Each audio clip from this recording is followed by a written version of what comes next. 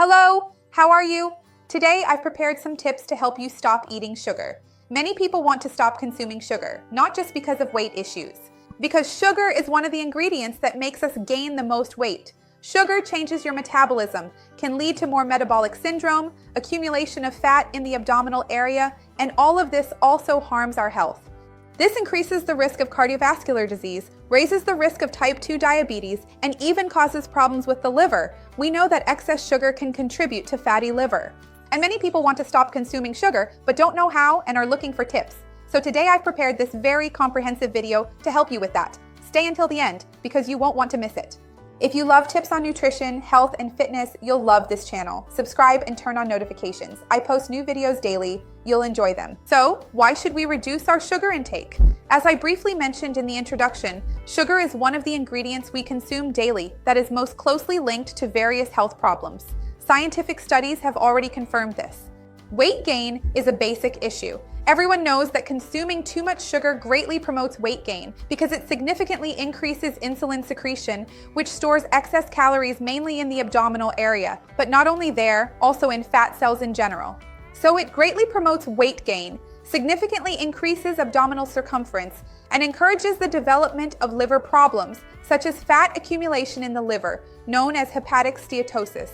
It also definitely contributes to type 2 diabetes, metabolic syndrome, and raises blood pressure. So, it is very important to control the amount of sugar you consume on a daily basis. It is estimated that around 6 teaspoons is an acceptable amount of sugar per day if it is absolutely essential for you. Remember that I have a video here on the channel talking more about which type of sugar is the least harmful. I'll leave it down below in the description in case you want to know what you can add. But you really don't need to add any sugar to your daily diet at all. It's simply not a nutrient that you actually need to consume. You can easily get carbohydrates from other foods that are much better for you than refined sugar. So ideally, you should try to reduce your sugar intake, and I'm going to give you some tips to help you with that. A very important detail to mention is that when we talk about sugar, we usually mean sucrose, which is the white table sugar, but sugar can come in other forms as well. Fructose is a type of sugar that is very common in the food industry, in processed and industrialized foods. And we know that fructose sends a stronger signal of hunger to your brain and increases your craving for sweets and sugar. That's why people who eat a lot of processed foods really do have a harder time controlling their appetite. So always check the food labels. Everyone consumes something processed. It's very rare for someone not to consume anything at all. After all, even brown rice comes in packaging, so we have to be realistic. Make it a habit to look at your food labels and see which ingredient is listed first. Ingredients on the label are listed from largest to smallest amount, so the first one is present in the greatest quantity. So look for any type of ingredient that seems like sugar, glucose syrup, actual glucose, any kind of syrup, it's usually sugar, fructose, or anything ending in O's. You really have to take a moment to analyze the label carefully. And then you can see whether there is a high concentration in the food you're consuming or not. This is a very important tip. And just to be clear, when I say that fructose causes these harmful effects, including even increasing fat accumulation in the liver, more so than regular table sugar, I'm talking about industrial fructose, which is used as fructose syrup, not the fructose found in fruit. I have a video where I talk more about this, which I'll leave for you down below in the description. A very important tip before we get into the steps you can follow is that you need to become aware that your palate needs to be retrained. You need to detox from the excess sugar you consume on a daily basis. Because many people really do consume a lot of sugar, whether it's industrial or added to drinks and foods, and their taste buds are already very used to an ultra sweet flavor, which isn't natural. So if you cut out added sugar from your life, even if it's just a little bit, whether it's the kind that's processed or the one you stir into your juice, coffee, or milk, it can already make a big difference. We estimate that after about 10 days, you'll start to retrain your palate. So do this, cut out sugar from your life for a while so you can start to retrain yourself. Another good tip is to start buying everything without sugar. So sugar-free yogurt, sugar-free oats, some people buy those oats with chocolate, with strawberry. Buy everything you're going to consume without sugar, because even if you sweeten it at home with honey, brown sugar, or demerara sugar, you'll definitely be adding much less sugar than the manufacturer would put in. So this is a very interesting point for you to start re-educating yourself and consuming less sugar in your daily life. Also, be careful with processed products that you buy more broadly, because usually processed foods contain some amount of sugar precisely to improve their stability and shelf life. So it's very important that you try to reduce processed foods as much as possible and always check the label to see if there is sugar in it or not.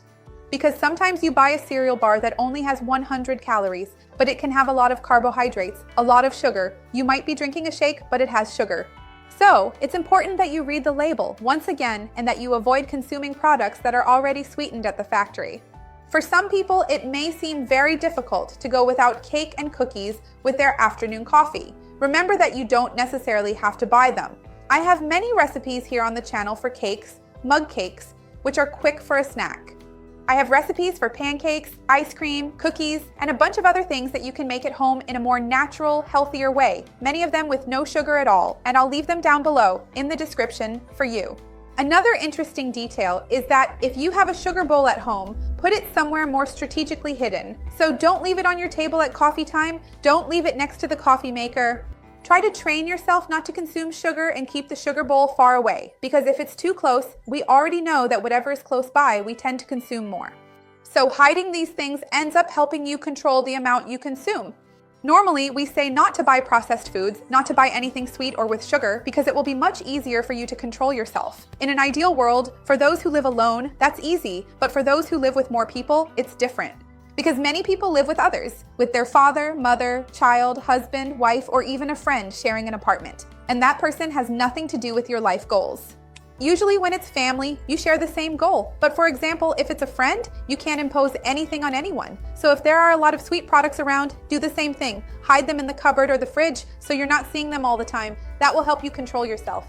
A very important tip is to always use fruit to sweeten things naturally whenever possible. For example, you can make cakes, cookies, or bars sweetened only with banana, with apple, or coconut milk, which is naturally sweeter, so that can be an option. I just want to make a point here, so we don't think that just because we're adding fruit, we can add a bunch of bananas to sweeten something, thinking, oh, it's banana, it's fruit, so there's no problem. Because many times, for example, someone decides to sweeten with date syrup, which is trendy right now, or with dates themselves, and puts a cup of dates in the food processor to make a cake or a cup of dried bananas.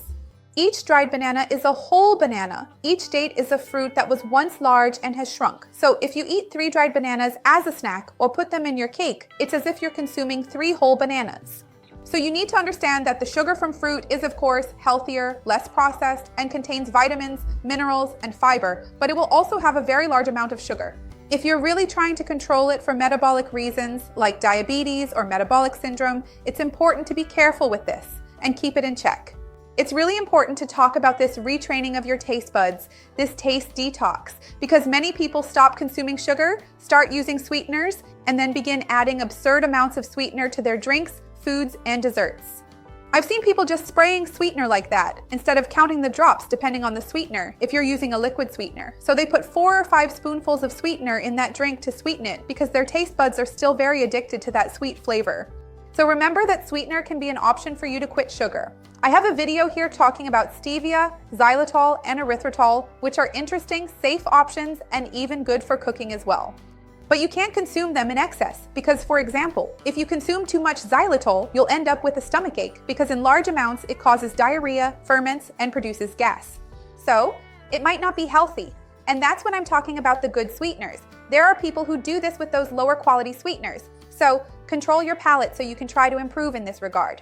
Another important tip is to try to stay as little hungry as possible throughout the day, especially right now, because when you're hungry, you don't think very clearly, and the tendency is always to go for the treats. If you have an apple with oats and yogurt here, and there's also a cake, you'll definitely want to go for the cake. So ideally, you should try not to be too hungry at the moment of choice, so you don't make the wrong decision. So it's really important that you stay organized. Be careful, because sometimes people say they started fasting and then felt like eating sweets. That's because some people can't manage fasting very well.